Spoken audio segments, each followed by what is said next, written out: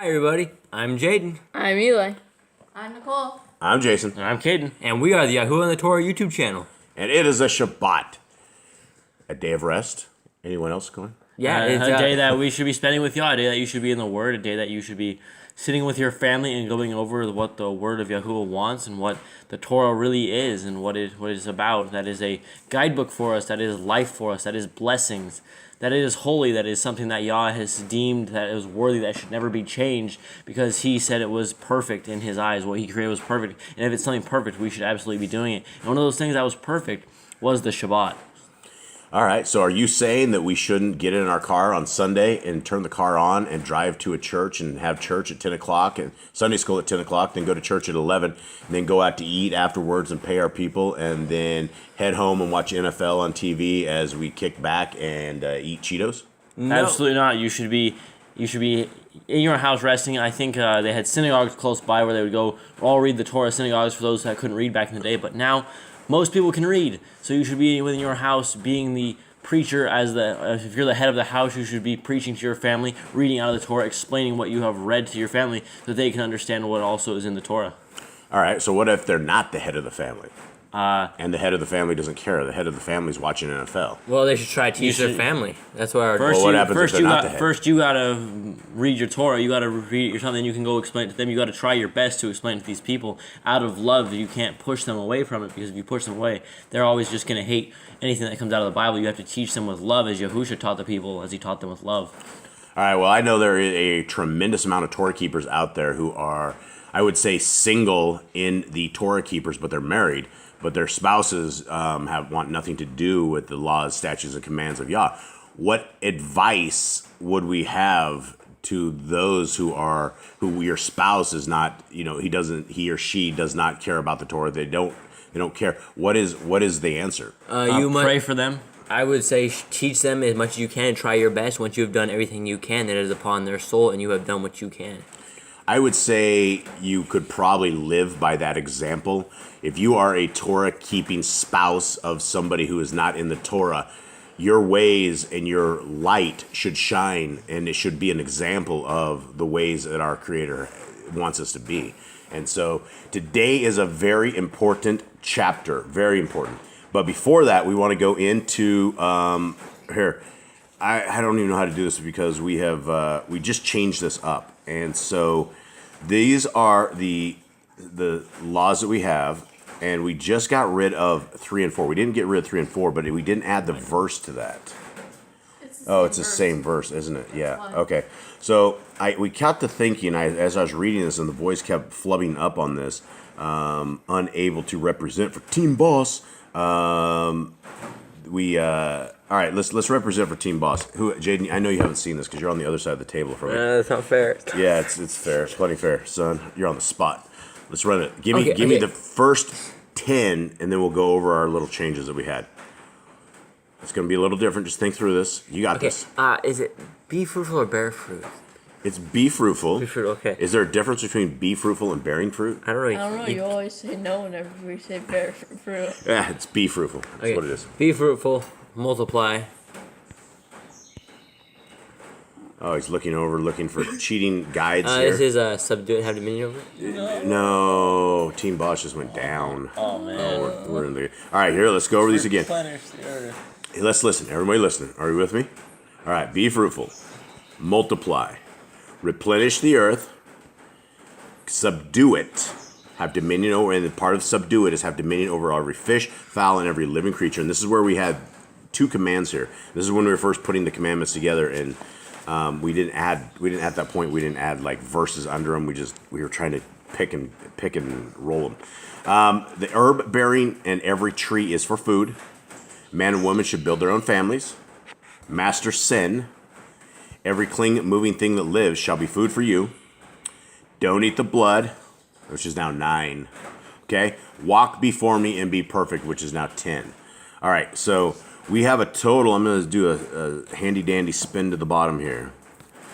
And we're at 51. So we have 51 commands right now. And we still, there's one above here that we don't know. it's about the firstborn, or sanctifying the firstborn to Yah. Does anyone remember where that was? That's where it says, 39, don't oppress a stranger. So I think it's further on down. Do not bow down to other Elohim. I don't know. I think Mom's over there doing something. I am sorry. Okay. I thought it was in the 20 commands. Was it in the 20s? Anyway, it doesn't matter. We will go over these all another time, but today is a very, very important chapter in the life of the Torah. And why is this an important chapter, Jade? Yeah, this is our menu of what we can and cannot eat. This shows what clean animals are and tells us how to determine clean animals. That's a good idea. Menu. That do we put? We don't have. I don't know what's going on here. The BLB is giving us a fit. There it is. And so 11. Yeah, and it just smoted me. I've been smoted, and I think my internet's being funky out in the middle of the jungle. We have a hacked phone that's sitting on top of a giant pole just to get it. All right, so we got this. So you said it was on our menu. This is on our menu. Now, is it wrong if people don't want to eat what's on this menu per se? I would say, yeah, if you go to a restaurant and order something that's not on the menu, they're probably not going to give it to you. Okay, here's what I mean. Is it bad to be vegan? No. I mean, There's no Torah against being vegan. it never says you have to eat meat. Is it wrong to eat meat? No, it depends because on the meat. If you're eating pork, or if you're gonna, we're about to find out all these unclean animals here. All right. It depends if you can eat clean meat, but if you eat unclean meat, it's an abomination. It's an abomination. Why, Eli? Come up here real quick to the microphone and kind of pay attention, if you will. If you will, I appreciate that, Eli. Thank you, Eli. I love putting these guys on the spot. I love rolling them under the bus. All right, tell me why. Tell me why it is important that we understand this list. Well, this is what Yahoo tells you, and because the unclean food is just bad for us, it's very unhealthy. Right, and so yeah, let's just get into this. Let's have some fun. Here we go. All right, so Leviticus 11. Eli's shocked at going under the bus. All right, it's okay. Leviticus 11. And Yahoo. Oh, first of all, before we do that, we wanted to say greets to everybody out there, everyone in the digital family. I sometimes I forget this, but you guys are the reasons, besides Yah, that we are here. We truly appreciate you guys out there. We appreciate the time you guys spend in this, and we love all of you guys. And so thank you much to everybody out there who's seeking the will of Yah. And hopefully one day we will all high five and give you guys big old grizzly bear hugs. And the end of the age is on its way. And so this is the best time of ever to seek the hand of our Creator. Give me 2 words. Give me 2 words each for the Torah as we go around. Give me something. Perfect instructions. Okay, got it. Good, holy. Okay. Wonderful, perfect. You say perfect? What do you got, Nicole? Nicole, she didn't want to be on the spot. She's taking the bus ride. Come on over here. What do you got for the Torah? Give me 2 words. I got 1. Blessings. Blessings. I think you gave me that the other day. I did. I would say wondrous, Wonderful. wondrous, and yawesome. Not just awesome. Yawesome. YAH. Yawesome. What do you got, Jade? Guide.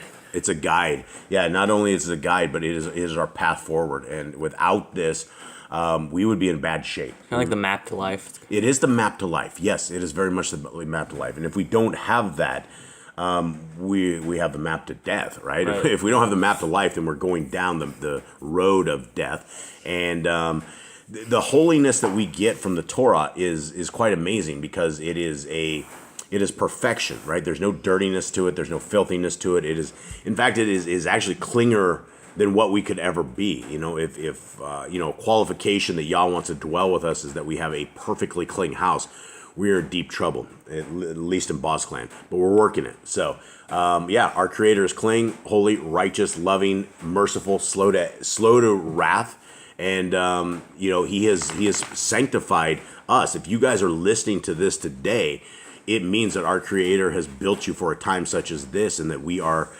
supposed to know this stuff. And as the end of the age is coming upon us, those who do not know the Torah are in very, very bad shape. And so let's begin. Leviticus 11. And Yahuwah spoke unto El Moshe and to El Aaron, saying unto them, Speak unto the children of Yashrael, saying, These are the beasts which ye shall eat among all the beasts that are on the earth. Whatsoever parts the hoof, and is cloven-footed, and chews the cud among the beasts, that shall ye eat. All right, so here, right out of the gate, we have this. It has to part the hoof. Has to have a split hoof, and it was a said mine. Yeah, split hoof, cloven-footed. What did you guys say? Yeah, mine doesn't say anything about cloven-footed. It just says The king split, does. the split hoof completely divided. Okay, cloven-hooded. That would be what a clove is. It looks like, I think, at the bottom of a cow's foot, right? Yeah, I guess it's kind of like a hoof. I mean, everyone knows what a hoof is, right? Right, and so we have the right out of the gate. If we don't know anything else, we need to know that it has to have it cloven-footed or divided hoof. Okay, divided hoof might be the better thing, right? So we know what a cow's foot looks like, right? Mm-hmm. Everybody. So what does it look like? It's just basically almost like a circle with a giant like V shape in the middle of it. And they have their fingernails at the bottom, right? Right, like two little like fingers kind of thing. Yeah, they have like 2 fingers on the bottom of their stuff. All right. Fingers actually don't do much. They just walk. You know. All right. Nevertheless, these shall ye not eat of them that chew the cud, or of them that divide the hoof. As the camel, because he chews the cud, but divides not the hoof, he is unclean to you. Now, why do you guys suppose a camel is unclean? A cow's good. I'm sure there's something inside of a camel that's not healthy. He probably doesn't process food the same way, or his But meat. he chews the cud. Chews the cud, but doesn't have a split hoof. Like Yah specifically designed his like his amazing intelligence is like these people are gonna need the signs of what is clean and what's not. So I'll give them a one that chews the cud and a split hoof, and then the people say like, all right, that's a clean animal. When they see it's like it's not a clean animal, it's just a intelligent way that Yah shows us what is clean and what is unclean. Like he already had this ready from day one. Yeah, I find this part amazing, right? Because he says, first of all, he says anything that has cloven foot and chews the cud. Then he's like, listen, there's things inside of this that do this, but so it divides not the hoof. He is unclean to you. So he must have, instead of it being split in the middle, all around like a horse. Yeah, like a horse's foot. Okay, and the coney. Because he chews the cud, but divides not the hoof, he is unclean to you. The rabbit. He says rabbit? Yeah. This one up here says hyrax. Mine says coney or rock badger. Rock badger. Okay, so a lot of people eat rabbit. Yours guys say rabbit? Yeah. Okay, so yours actually says rabbit. So the hyrax is the rabbit, and the coney is the rabbit. So why wouldn't we eat the rabbit? Because it's not clean, I guess. Lots of people eat rabbits. Lots of them. I don't think I've ever had rabbit. It tastes like chicken. I had it when I was back in the days. I was at Uncle Bob's place, and they went out and we went to those people's houses, and they were eating rabbit. And I wasn't too impressed with it, but they were jackrabbits all the time. You guys know what jackrabbits are? Yeah, I see. Yeah. They're like long-eared. They hop everywhere. Yeah. So okay. So and I raised rabbits, and they are. I don't know exactly why you wouldn't eat them. They are kind of nasty little animals, but if you clean the cage, then they're really not too nasty animals. But that was my problem. They eat their own though, don't they? They eat their own? No, that was only Bunky, my rabbit. I had a rabbit named Bunky who was really mean, and it was super mean. And that was the only rabbit I knew that ate its own. Okay, And it couldn't handle having a kid, and it like ate the baby, which was crazy. Weird. I knew Bunky was crazy. Okay. And the hair, well, hold on here. This one talks about something different. Okay, the hair is something different. The rabbit is the hair. So let's go I back. thought rabbit and hair were two different things. Okay, are you in 5 when you say rabbit? Yeah. It says Yeah. the hyrax. What's 6 say for you? And the rabbit. 6 says hair. Yeah. Okay, so anything, it's a rabbit or a hare or anything, the floppy-eared things that people keep around for Easter. All right, so here it is, and the hare, because he chews not the cud. Eli, do you have something to add to this? I asked her to look up what a coney is. Oh, okay. All right, thanks, Eli. All right, and the hare, because he chews the cud, but divides not the hoof, he is unclean to you. So no rabbits at all. All right, now let's get into the big thing. And the swine, though he divides the hoof and be cloven-footed, yet he chews not the cud, he is unclean to you. Now, we've gone over this ad nauseum, I think, for I don't know how many times. It's got to be getting old, right? We've said it a lot. We've said it a lot, but, it's this is the default food of Christians that will probably end up sending them all to hell. They can't stop eating the pig. And when you tell them to stop eating the pig, it makes them very offended. They get really crazy. They get angry. Yeah, and they're like, oh, Messiah Jesus, he made all food clean. And then you go and show them that had to do with washing of the hands and had nothing to do about eating unclean foods. And they are like, well, you have Peter's dream. Peter's dream is You got to read the whole chapter to understand that it wasn't that. It was going to the Gentiles. Only, Yeah, it was- it only had- Yisrael knew the truth. Yes, and absolutely. And being a Jew, being Jews and things of that nature, they did not believe that they could preach to Gentiles, people outside of it. And so that was the entire dream.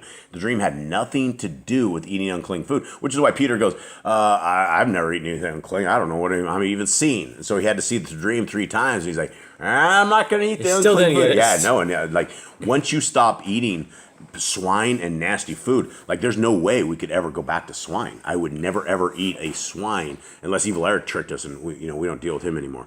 But it's okay. So there's no swine whatsoever, no pig. Don't eat the pig. Of their flesh shall ye not eat, and their carcass shall ye not touch. They are unclean to you. So if you kill a pig, you should, or if you see a dead pig, you should not be touching the dead pig. The pig. There's some serious disease with pigs. There's something wrong. Yeah, there's hundreds of different bacteria that live in swine, and people literally fry this up, and they it's like the candy of the sinner. It's really sick. All right. These shall ye eat of all that are in the waters. Whatsoever has fins and scales in the waters, in the seas, and in the rivers, them shall ye eat. All right, so salmon, I think, are good. They have scales. Mm-hmm. Tuna, I think, is good. Yeah, so this is identifying it. So it has to have fins and scales, and that's a big thing. So would lobster? No, he has claws, no scales. No claws. Okay, there's a whole bunch of, I don't know what kind of fish they are. There's like dirty fish. Shrimp? Well, that's Clams are pretty bad. Clams are I don't pretty think they're bad. fish, though, are they? What? Clams aren't fish? Well, they live in the sea. I don't think you eat the whale or the shark. You don't eat either one of them. No, because it does not have scales. They don't have scales. Definitely has fins. Dolphins don't have scales. Right. So you wouldn't eat those. What else? Whales. I don't think you would eat a whale. I don't think turtles. Turtles. No, those are not a fish. That's like a reptile. That's a turtle. No, Sea turtles. They're fish. It is sea turtle. All right. So that's what we eat and what we don't eat there. Okay. And all that have not fins and scales in the seas and in the rivers, of all that move in the waters, and of any living thing which is in the waters, they shall be an abomination to you. Okay, so that's very interesting. What do you think separates that? We fish here, right? Mm-hmm.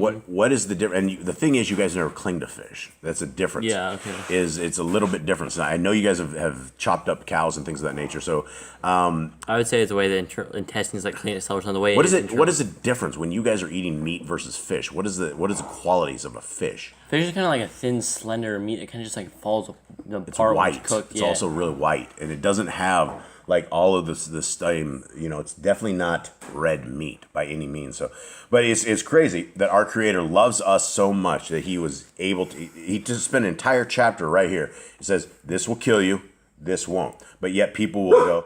People are okay getting killed. Bubbles. Bubs, hey. Stop. Okay. I wonder if the Yashlites were like, oh no, we can't eat our bacon now. No, because they would have never ever eaten bacon, right? But probably everyone around them at that point was probably eating the pigs. I'm sure the Gentiles, I'm sure all the nations. All the people that came out were still had some nasty foods with them. Yeah, and definitely out of Babylon, they ate the pigs and things of that nature. And, Messiah Yahushua, it's interesting, Messiah Yahushua sent the demons into the pigs. We're always unbinding demons and things in our house, and we're sending them into our neighbors' pigs. They have like a huge pig farm over there. So hopefully the pigs don't go and mess people up. But we're dealing with a little dog abomination here, so we're trying not to break this. Okay, they shall be an abomination unto you. Ye shall not eat of their flesh, but ye shall have their carcass. Ye shall have their carcass in abomination. So it even says it's an abomination. What is an abomination? I think Yahuwah hates abominations. What is it? If something is abominable to you, like if you guys, it's something you absolutely like hate with all your detest, being. It's right? You despise, right? And so this is where he's not even talking about. But you shall have you shall have their carcass is in abomination. So I mean, it's not that he just doesn't want you to touch him. He hates that you would touch the dead flesh of one of these animals. And I would assume they would all come with like some serious diseases when they're dead, because clean animals have ways to get rid of all these things. They have like certain different stomachs, certain different intestines, and if they die and all that stuff's gonna come out of them because there's no, like, the parasite inside of them has no place to live, so they're all gonna come outside of it. If you touch that, you're probably gonna get sick, or if you eat it, you're definitely gonna get some of the parasites inside of that beast. Yeah, and as far as I know, I believe cows have 4 stomachs. As far as I know, I don't even know that. You've chopped them up. It looks like 1 stomach to me, but we didn't. Yeah, Maybe there's something I don't know. I've never examined all the organs, like open up like how the 4 stomachs. It looks like just a normal. And when they thing. chew the cud, I guess they just like Regurgitate. they 2 stomachs, not 4. they throw up. So Nicole says they have 2 stomachs, not 4. We've cut them up. They look like they have 1 stomach, but we've never cut through the stomach. So I They don't might know. have little like sacs side of the stomach. Yeah, something. However they eat is totally different. So if you're able to take grass and eat the grass, and I guess it'd be also something. What do you eat, right? Because the cows, they're not going to eat a chunk of meat, right? They're not going to eat bugs. They're not going to eat anything. They will eat grass, and they'll eat grain, and then they will throw it up in their mouth and then re-chew it. Like a pig. Pig will eat anything, right? A pig will eat a rotten corpse of a mouse. It will eat, and it won't care. A pig will also eat a human body, right? If you toss a dead body in there or something of the sort, the pig will consume that, as well as the pig will eat their young. So if something dies, I mean, it's all stuff. Nicole is showing me something here. So they do have 4 parts to Okay. their stomach. Yep. So this is cow hour. Parts of the cow's stomach is the rumen. This is the first part of the cow's stomach. It helps break down complex plant products like grass. Reticulum. Here the food mixes with the cow's saliva and produces cud. Cows burp up the cud into their mouths and chew it to help break it up down more. When you see a cow that looks like he is chomping on bubble gum, really she is chewing her cud. And then there's omasum. Here all the water is absorbed out of the food, and abomasum. Here's where the food is finally digested, similar to what happens in this human stomach. So yeah, we thank you, Nicole. Appreciate that. I guess cows are completely different. And still, I got to go back to, I find this incredibly amazing that our Creator gave us this. We would have no clue. We'd be completely clueless. We would not know. And if you want to trust the science, we might as well all end up dead anyway. All right, here we are. 13. And these are they which ye shall have an abomination among the fowls. They shall not be eaten. They are an abomination. The eagle and the offerage and the osprey. Okay, what do you guys have? Okay, it says the first one is the eagle and the vulture and the black vulture. Yeah, those things are nasty. Those vultures are sky pigs. Those suckers will come down. They eat everything. They'll eat anything. They completely. And you notice the vultures have no hair on the back of their head, right? They have, unlike chickens and things of that nature, that have combs and all this stuff over there. The vultures have bald heads, and we've gone over this before, right? Why do they have bald heads? It's so all the carcass and blood doesn't get stuck in Yeah, their they hair. can stick their face right up in the thing, rip the guts out, and it doesn't get blood all over their heads. I mean, because they would be picking off each other, They right? kind of built a little bit of a cleanup crew. They are. This is the cleanup crew. This is absolutely. Yah put a cleanup crew. Something dies, it disappears out here, and everything is fed. But we're not to eat this stuff. And at one point when we ran out of dog food, we literally had no dog food. We were hunting birds. And it's pretty grotesque, but I mean, we were hunting little birds which are unclean to us, and makes us unclean as we touch them. But we could never. We were gonna go after the vulture because it had a ton of meat on it, but we could never do it because it was so gross. It was so nasty. It would have been an easy shot, and it was just cleaning that thing up would have been really disgusting. So we stuck to the cute little birds and fed the dogs. So that's where we are. Maybe too much info. All right, 14. And the vulture and the kite after his kind. What do you guys have? The vulture. Okay, this is the first 14, right? Yeah. And the hawk and the falcon. Okay, hawk and falcon. We know what those words are. So, so this one says vultures. The other one say vulture. These things are all. Yeah, 13 says vulture and black vulture, then 14 says hawk and the falcon. Okay, yeah. There's got to be different kinds of vultures, and these things are huge. All right, and the vulture and the kite after his kind. And every raven after his kind we do not eat, and the owl and the nighthawk and the cuckoo and the hawk after his kind. Okay, let me read that.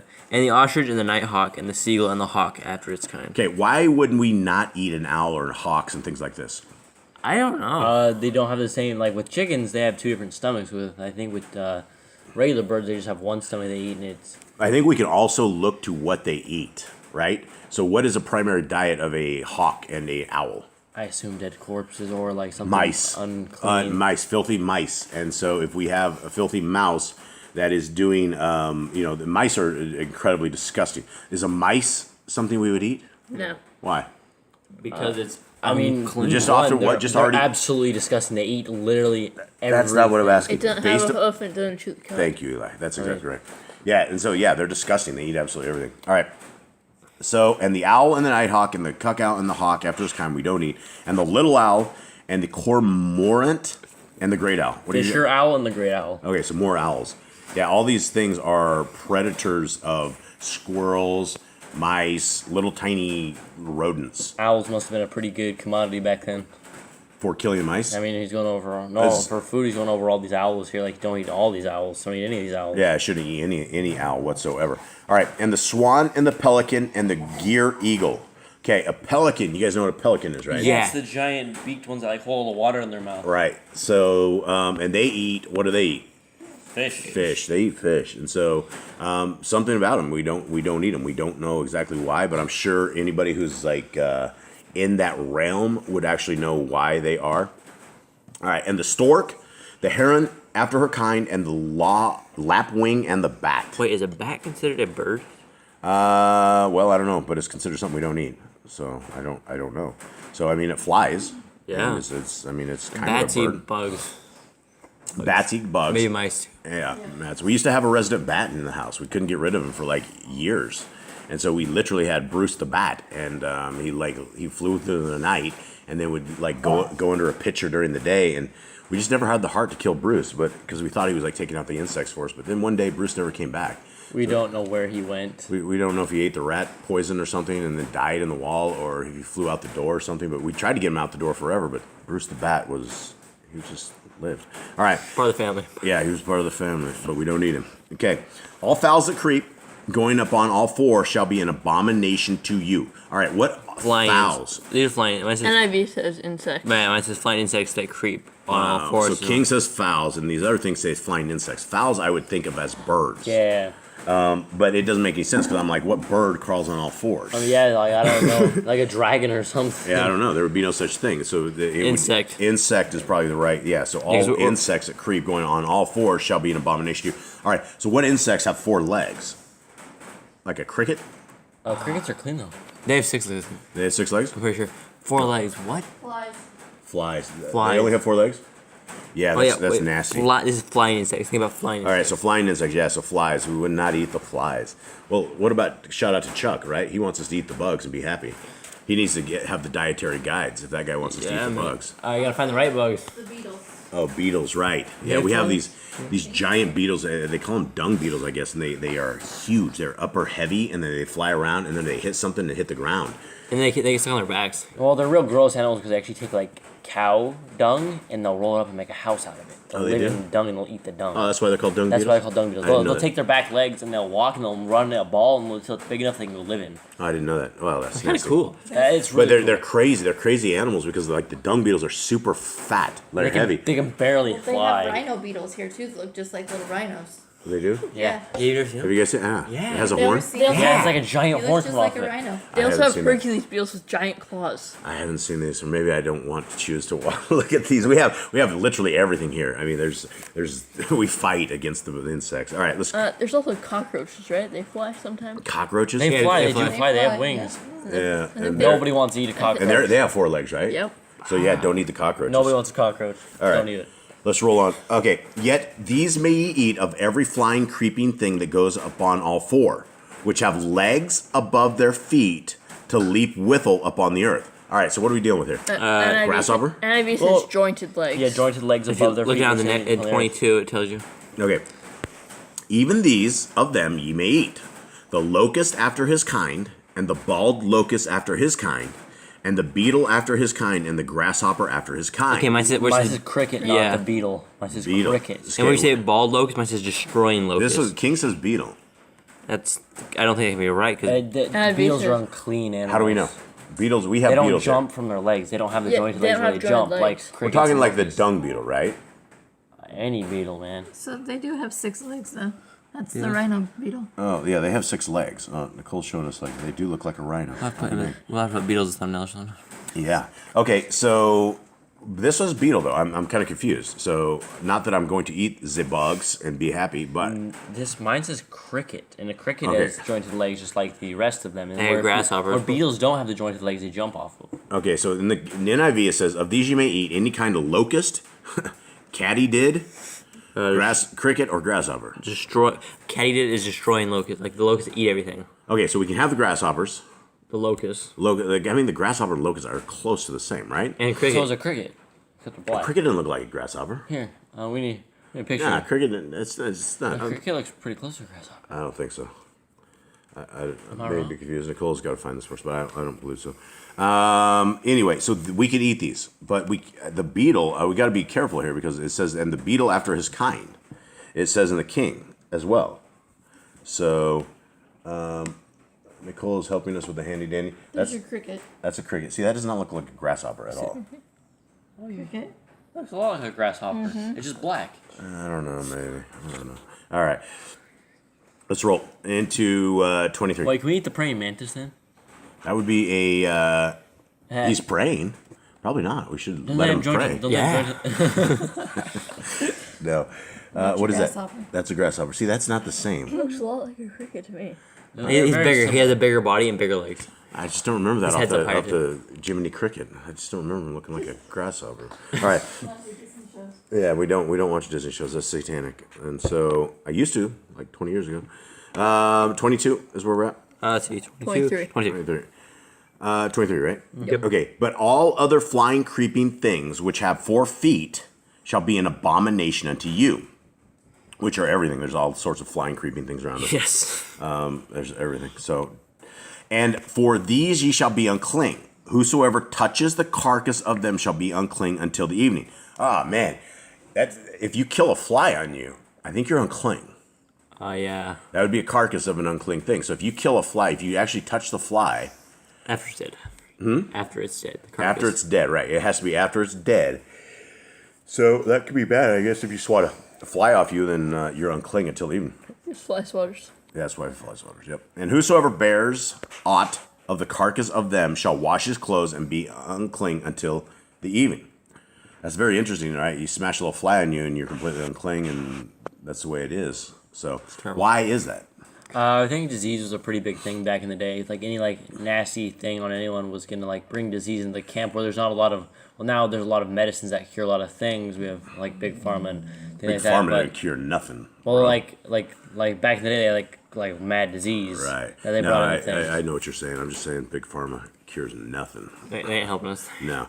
All right. The carcass of every beast which divides the hoof and is not cloven-footed, nor chews the cud, are unclean unto you. Everyone that touches them shall be unclean. All right. So which beast does not divide the hoof? We have a. It's a horse? A horse does not divide the hoof. No. They have a whole thing. So we don't eat the horse. Pig.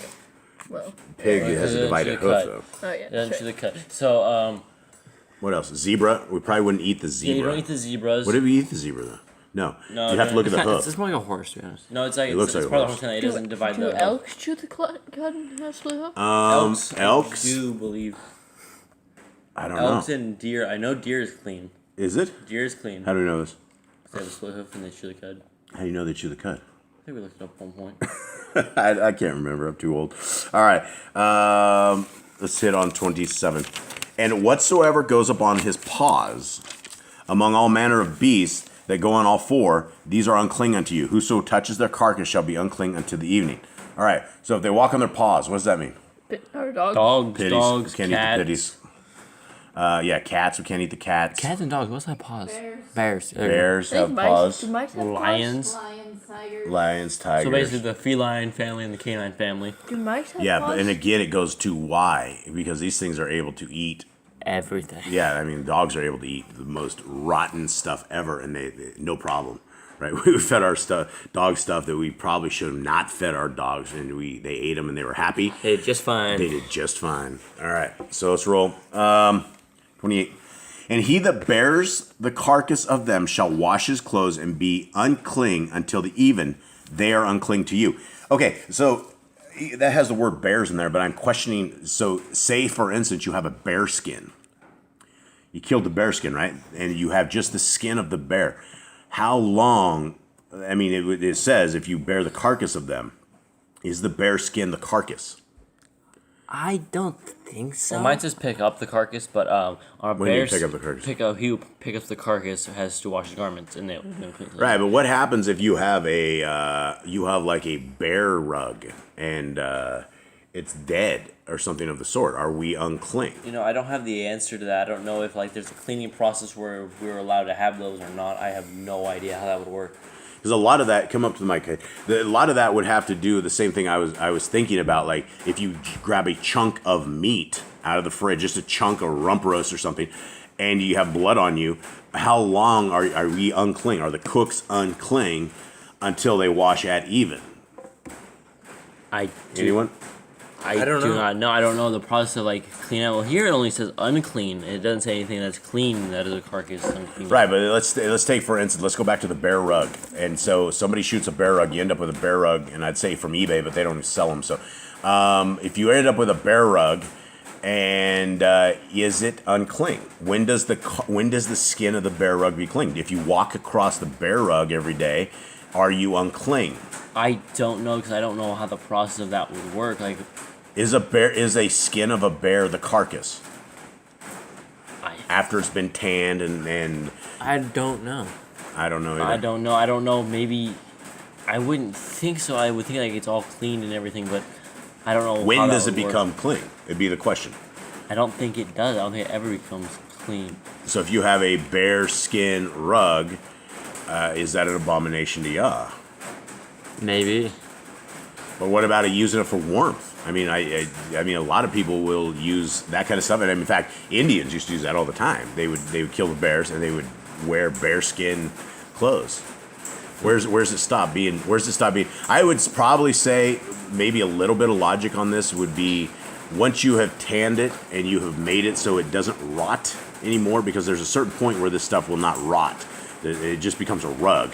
The leather and then the hair and there's the rug. So I don't have an answer for that, and I guess we don't have an answer either. So I don't know. All right, 29. These also shall be unclean unto you among the creeping things that creep upon the earth, the weasel and the mouse and the tortoise after his kind. Here we go. I don't know why I want to say tortoise, but I do. So we got no mouse, no weasel, and what is a weasel? You guys know? Mine says a mole. A mole. Yeah, moles are disgusting little things. So a mole and like a ferret and all of those things you would not eat. Awesome. Yeah, possum. Don't eat those nasty little possums.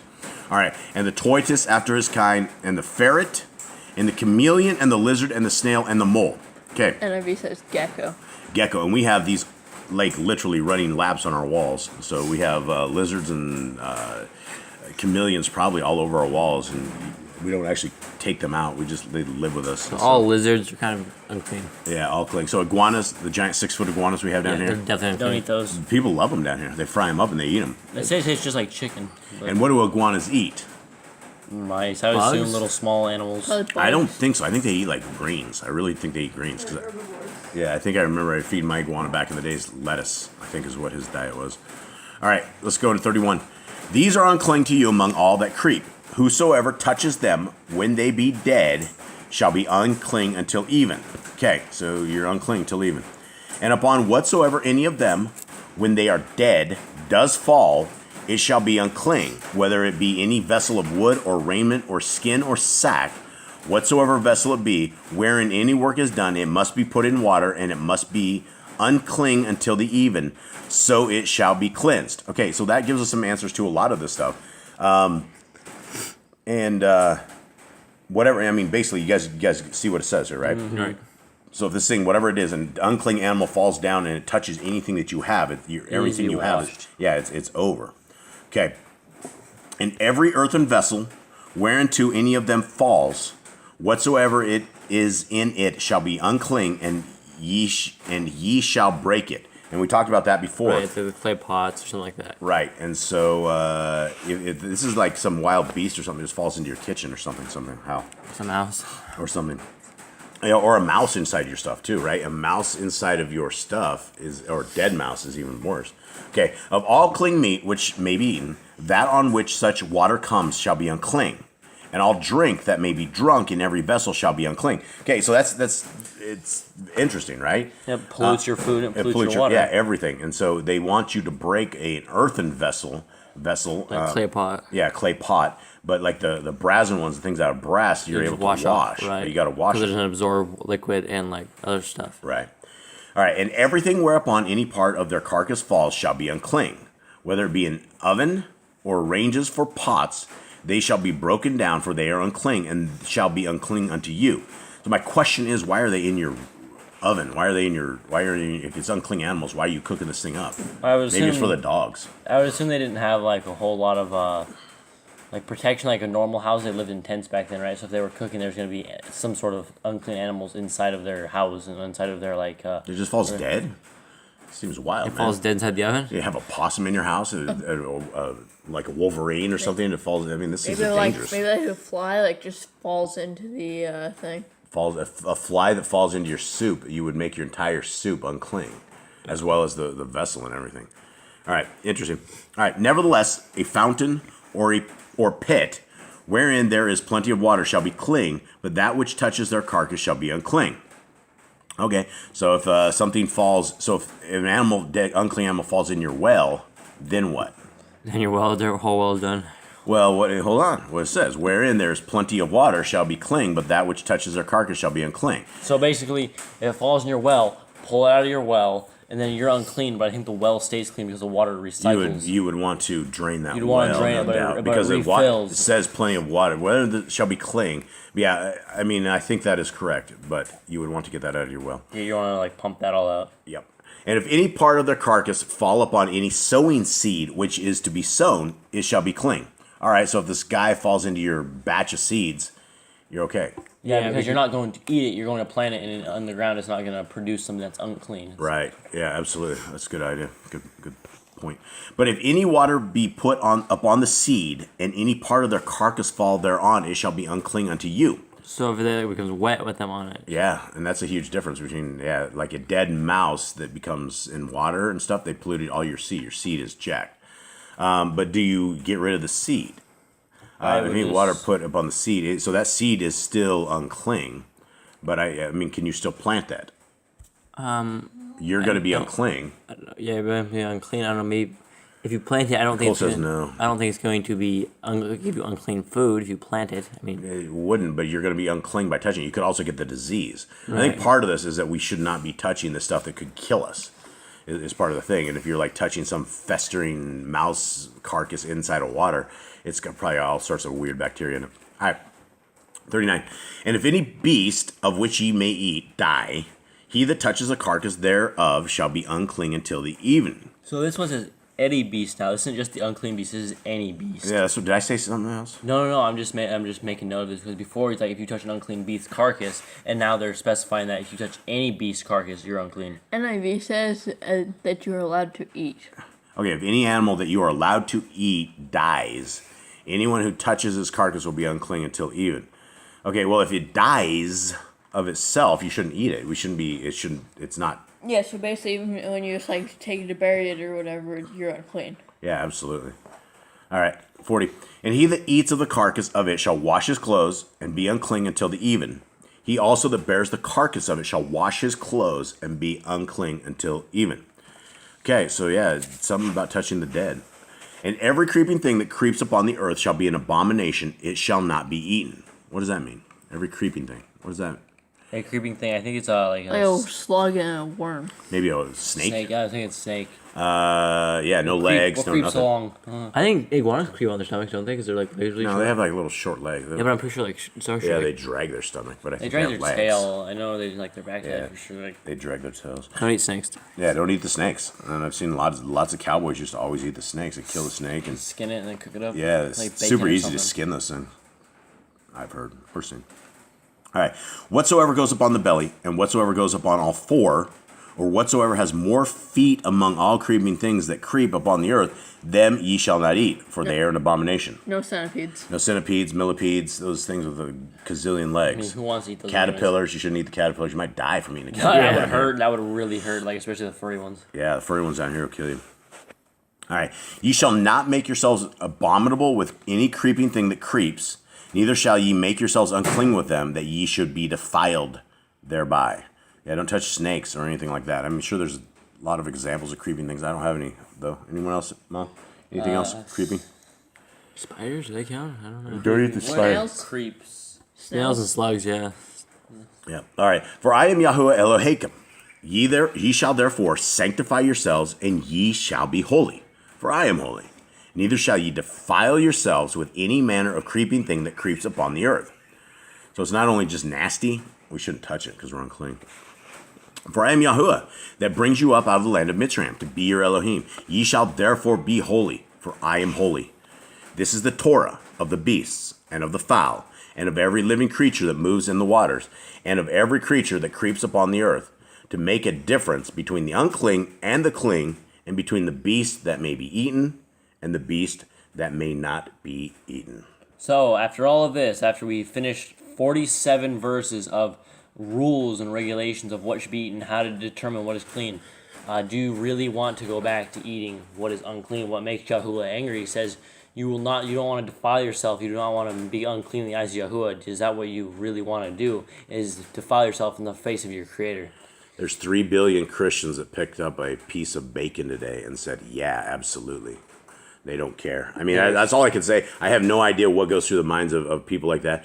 But if you are truly seeking our Creator with all your heart, mind, and soul, which is what Deuteronomy 6 is about, it's the Shema, right? It's like, Hear, O Israel. Our Elohim is one. And we need to present ourselves in such a fashion that we are clean. And it may not mean something to us, but it absolutely means something to Yah, and that is why it must mean everything to us. We can't get outside of the ways of our Creator and what He has. And when we look at this stuff, if you want to say scientifically or whatever, this is the stuff that will kill us.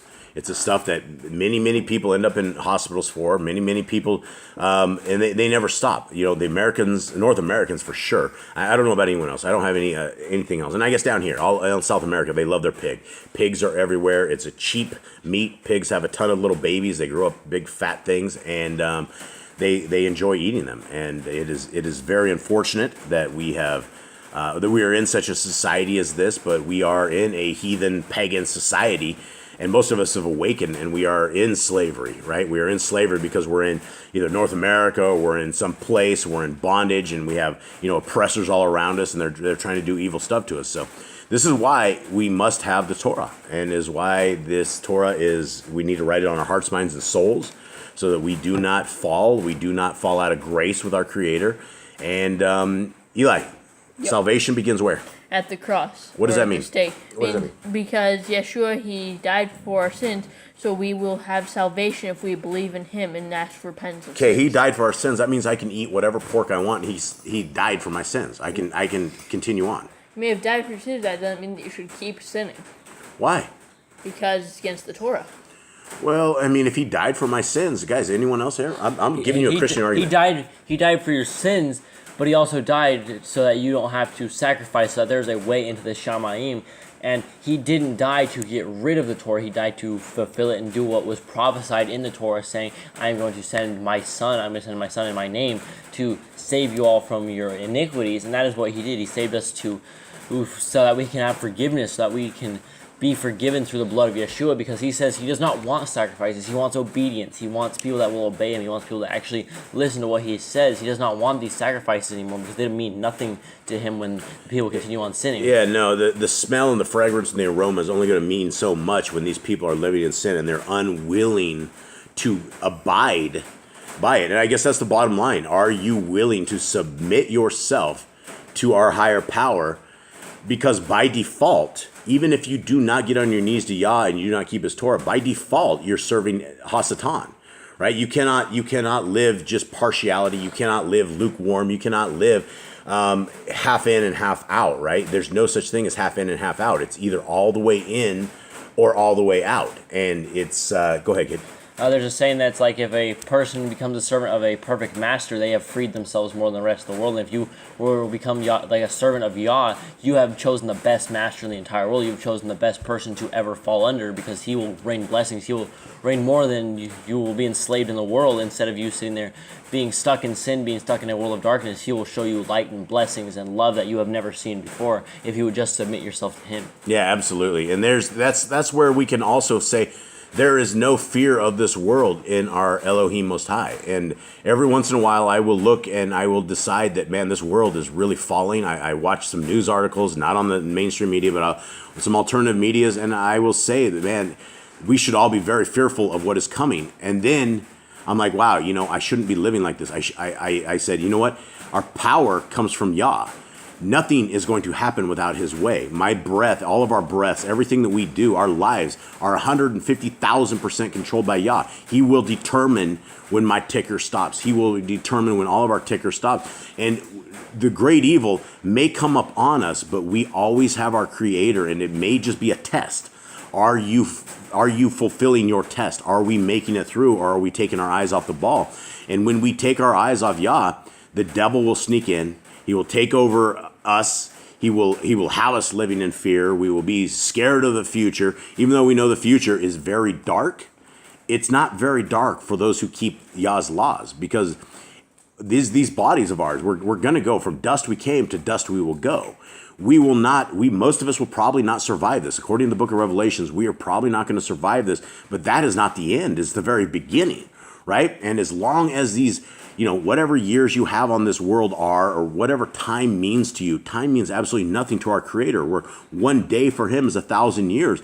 This is just a mere tiny bit of time, which seems like everything to us, but to our Creator, it's just another bit of time. And so when we are done with this world, when this world is done with us, then we will be in a very powerful place. We'll be in we'll be in protection. We'll be in the grip of our Creator. Hopefully we have our Messiah, Yahushua, who is our King. Hopefully he is, he's not coming back, and he's not going to, the whips and flipping the tables was the beginning. When he comes back the next time, it's not going to be lovey-dovey. It's not going to be hanging tight. He's going to come back for war, and he will bring what his dad has, which his dad is a man of war. And so we need to be in all of this. All right, everybody, that's it. I've rambled a lot. You guys, Shabbat Shalom to everybody out there. Much love to our family. Thank you guys for listening. Anything else, gentlemen? Get recharged. There's a week ahead of you, and today is the perfect day to sit and rest and recharge. Get your life, get some peace into your life. Yes, get some peace in your life. Use this Sabbath day of rest. Our Creator loves us so much that not only did he say 6 days is the only time that we should work, but that seventh day, we need to chill out. We need to relax. We need to depend upon him for everything. And it's a day that we just need to spend it with him. And you will be recharged. Your life will be better. Everything will be.